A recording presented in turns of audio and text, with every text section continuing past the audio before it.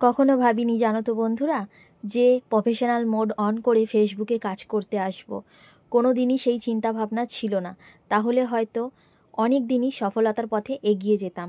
কিন্তু এই রিসেন্ট 1 বছর হলো ফেসবুকে কিভাবে ভিডিও আপলোড করতে হয়, কিভাবে ভিডিও বানিয়ে সেটাকে এডিটিং করতে হয়, অল্প একটু পরিমাণে এডিটিং করে পুরোটাই রিয়েল যে ভিডিওটা করি সেটাই আমি তুলে ধরার সবসময় চেষ্টা করি।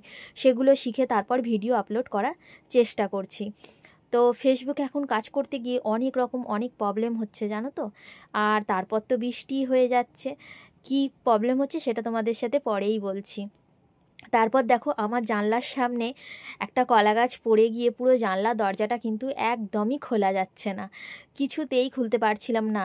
এত পরিমাণে বৃষ্টি হচ্ছে, মাটিগুলো আলগা হয়ে গেছে, যার জন্য পুরো কলা গাছটা এসে জানলার সামনেই পড়ে গেছে, একদম খোলা যাচ্ছিল না, পুরো রান্নাঘরটা অন্ধকার হয়ে গেছে।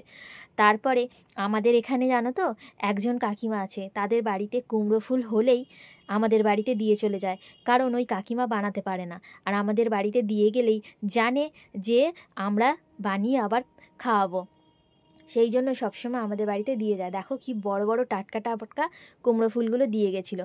তার সঙ্গে আমি বেসনটাকে গুলে রেখেছি, বেসনের মধ্যে কালো জিরে আর একটু জোয়ান দিয়ে ভালো করে বেসনটাকে ফেটিয়ে রেখেছি। আর একে একে করে, আর কুমড়ো ফুলটা এতটাই বড় পরিমাণে ছিল যে সেটাকে আমি দুটো আধখানা করে নিয়েছি কেটে। আর এটার মধ্যে ডুবিয়ে গরম গরম বেসনের সঙ্গে বড়া করব, বেশ ভালো লাগে গরম গরম ভাতের সঙ্গে খেতে। আমার ছেলে তো সত্যি খুব ভালোবাসে খেতে, গরম গরম ভাতের সঙ্গে ভেজে দিলে ওই 3-4টে খেয়ে নেয় জানো তো।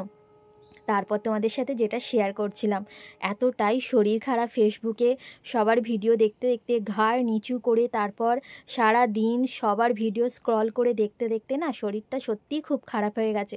এই যে বলছিলাম তোমাদের সাথে যে কোনো দিন ভাবিনি ফেসবুকে কাজ করতে আসবো, কিন্তু ফেসবুকে কাজ করতে আসলে না অনেকটাই পরিশ্রম করতে হয়। প্রথম দিকটা তুমি যতটা পরিশ্রম করবে ততটাই কিন্তু তুমি সফলতার পথে এগিয়ে যেতে পারবে। চলো, আমার ভিডিওটা আজকে বেশি লেন্থ করব না। আমার ছেলে দেখো খুব খুশি যে ওর জন্য আজকে কুমড়ো ফুলের বড়া ভেজে দিয়েছি।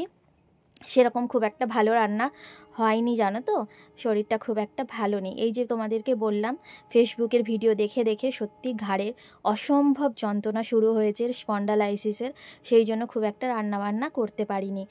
পেঁপে দিয়ে ডাল করেছিলাম, আর বাড়িতে একটু বিনস ছিল, সেই বিনস দিয়ে পোস্ত করেছি, আর গরম গরম বড়া ভাজা। আজকের আমার ভিডিওটা কেমন লাগলো তোমরা অবশ্যই সবাই কমেন্ট করে জানিও। তোমাদের সাথে আবার পরে গল্প হবে। আর ফেসবুকে কিন্তু প্রতিনিয়ত সঠিক টাইমে ঠিকঠাকভাবে পোস্ট করতে হবে, না হলে কিন্তু তোমার রিচ পুরোটাই ডাউন হয়ে যাবে। সবাইকে টাটা, ভালো থেকো।